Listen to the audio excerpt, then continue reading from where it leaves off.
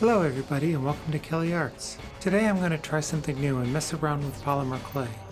As you might have guessed from the title and the thumbnail, I'm going to be fashioning GIR from Invaderzim.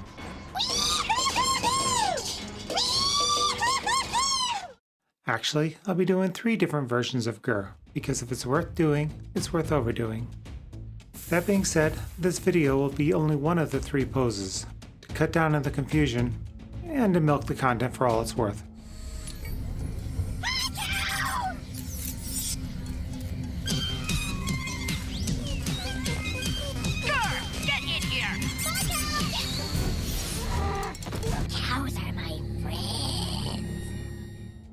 I started building the head by wadding up some aluminum, or aluminium, foil to cut down on the weight and also the cost.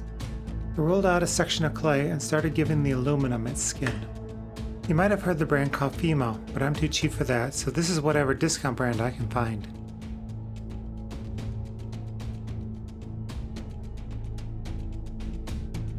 A little bit of isopropyl alcohol is used to help smooth out the bumps and to merge the loose ends of the clay together. It also helps get the residue off your hands, but at the cost of drying them out. I use a scalpel to remove some excess skin flaps, because if there's anything I'm qualified for, it's robot surgery. This acrylic rolling pin is useful for flattening smaller bits of clay, but I quickly learned it's a pain in the ass to use for mass quantities. A quick check on Amazon told me I can get a clay pasta machine fairly cheaply, but I was heading over to Michael's anyhow and found I could get one there cheaper because I had a coupon. Moral of the story, buy local if you have a coupon. I roll it on the table to try to get it as round as possible before popping in the oven to get our first save point. There were some unfortunate holes I found after it hardened, so I tried the trick of using superglue with baking soda to fill them in. I learned that superglue and polymer clay do not get along, as the clay is flexible and superglue is brittle once cured. So, lesson learned. There is a lot of sanding involved in this project. So much sanding. GIR's body is kind of a weird shape and a lot smaller than his head. I also learned that I needed to keep the cats from napping on my desk during the day because I was spending too much time picking out their hair out of my clay. Meow.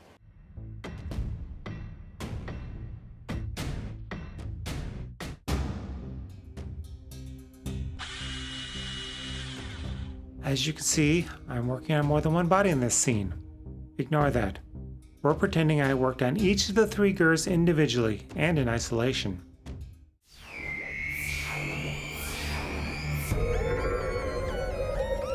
Yes, I will stop. I will obey.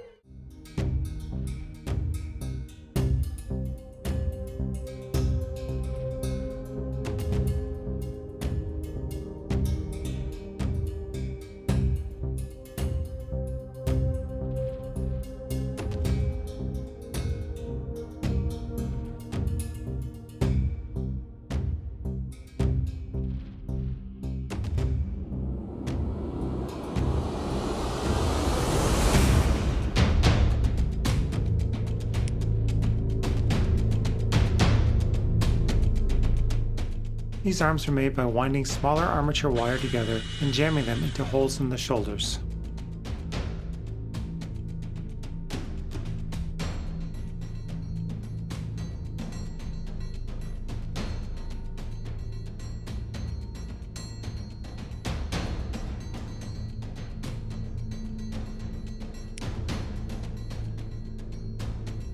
After coating the wire with bacon bond glue, they were wrapped with a small layer of clay and smoothed out.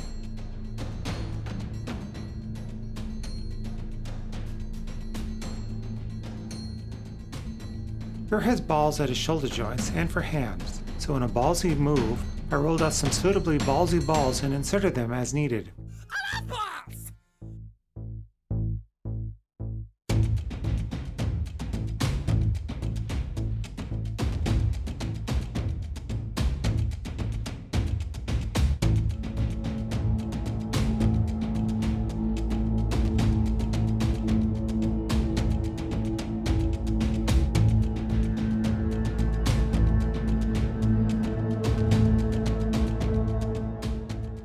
Now we need to make some spiky fingers for his hands.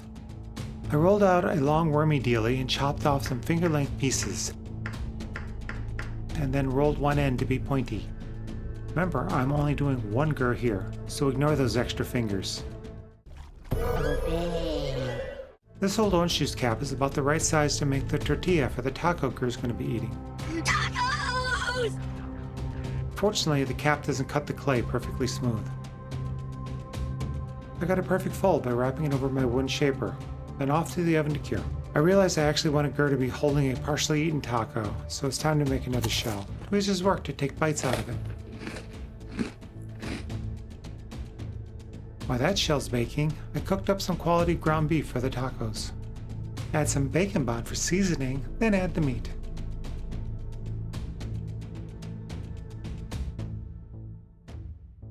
I roll out some extra thin cheddar wormy dealies to make some shredded cheese.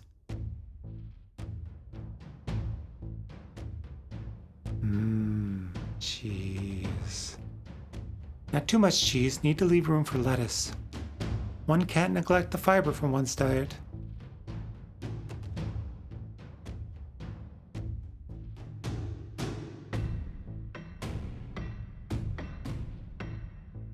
Once the fingers have been baked, I punch little holes into the handballs and add GIR's pointy fingers. He'll be seated on the floor, with his left hand propping him up and his right hand holding the taco.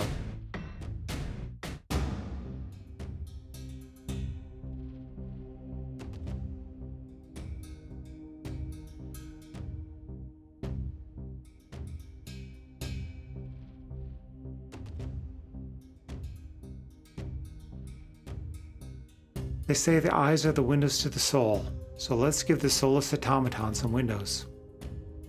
Plus, they help make him more expressive. The eyes I'm adding are going to be basically round triangles.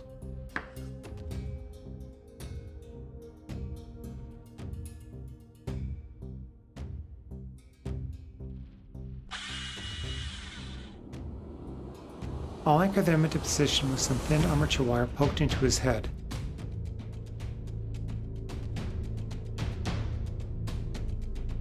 Then I'll use some bacon bond and some gentle smoothing to lock them into place.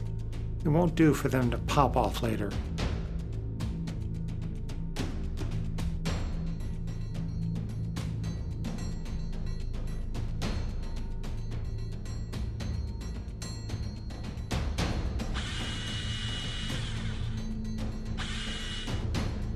GIR's legs are simple cone shapes. Easy peasy.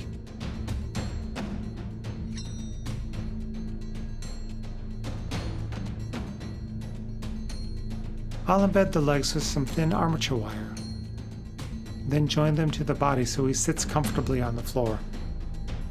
The bacon bond is essentially a liquid version of the polymerclay, I think, and allows the still goopy clay to adhere to the already baked clay.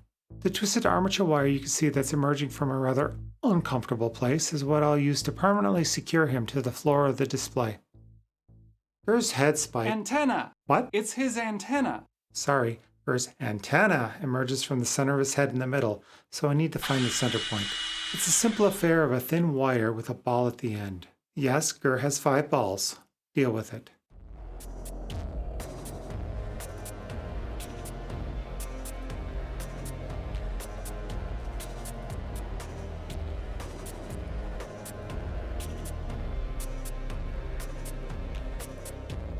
I use really fine wire twisted together for stiffness.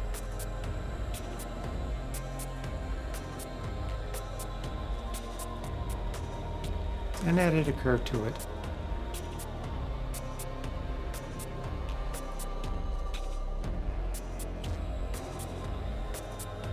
Then I fuse it to his head like I had done previously. Begin the fusion.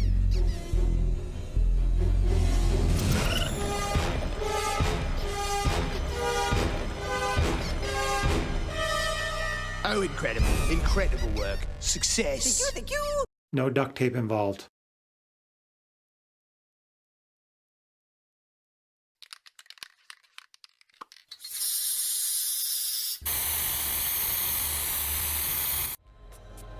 I found the perfect shade of gray for GIR at Michael's the other day.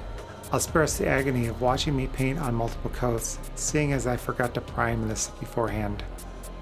Depending on the angle of the camera, sometimes it looks like he's making a rude gesture. This version of GIR has blue eyes, panels, and balls. Insert your own ball joke here. Painting the tip of his antenna. Just the tip? Yes, just the tip. I'm tempted on one of these videos to have a little analog clock facing the camera to get a sense of how long this stuff actually takes. You're only seeing me do a single coat, but I usually have to do multiple to get good coverage. GIR's a bit of a messy eater, so he has taco smears all around his mouth. And it kind of begs the question as to why he eats at all. I mean, he's a robot. Do you realize what this means? Yes. Wait a minute. No. Painting the tacos was fun. I happen to have a nice light taupe color that looks just like tortilla shells, so I'll start with that as my base. I'm only showing painting the whole taco here, but I was actually doing both at the same time. I figured it'd be less messy to focus on one than seeing me switch back and forth between the two of them.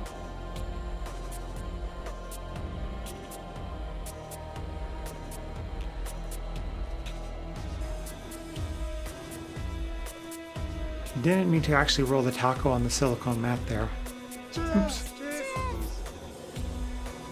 I'd like to suggest that GIR likes nothing but the finest, freshest non-GMO cheese that I've seen him eat. So bright neon orange colored cheese it is.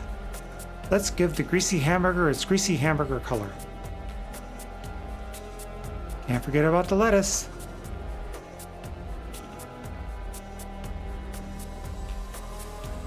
And throw in a few tomatoes. Tacos. Shut your noise tube, taco unit! Here I am painting on the mouth and starting to add the black outlining where needed. I had totally forgotten about the vertical lines GIR has in his mouth until I rewatched some of the videos. The arms have black banding all the way around. I used airbrush paint to do the black, as it had the best flow of all my black paints. I didn't like how the mouth looked, as the tongue looked crowded, so I painted over with more cheesy goodness to try again.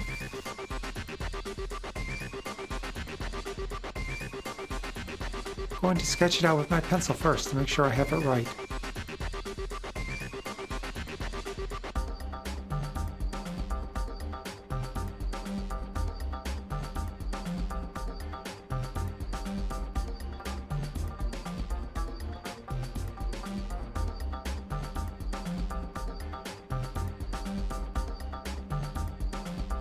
That looks so much better.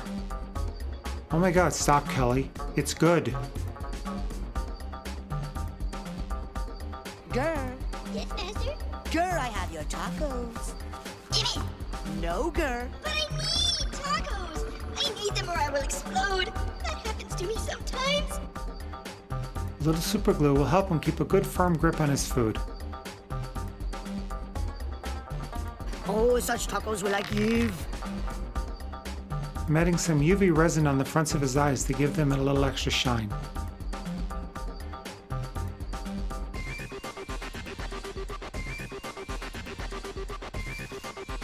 This type of resin cures quickly when exposed to UV light, like this flashlight.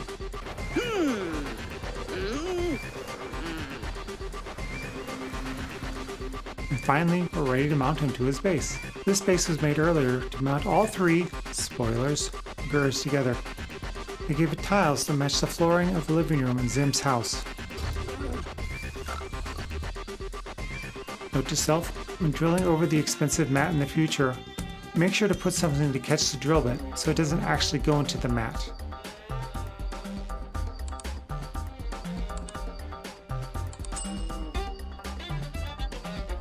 Don't forget about the second taco! And now the glamour shots.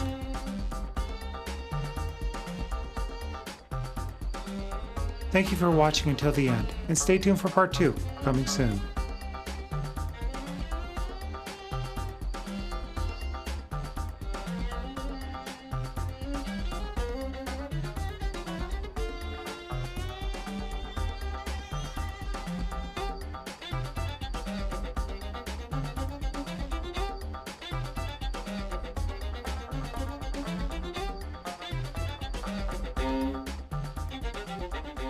See you in the next one.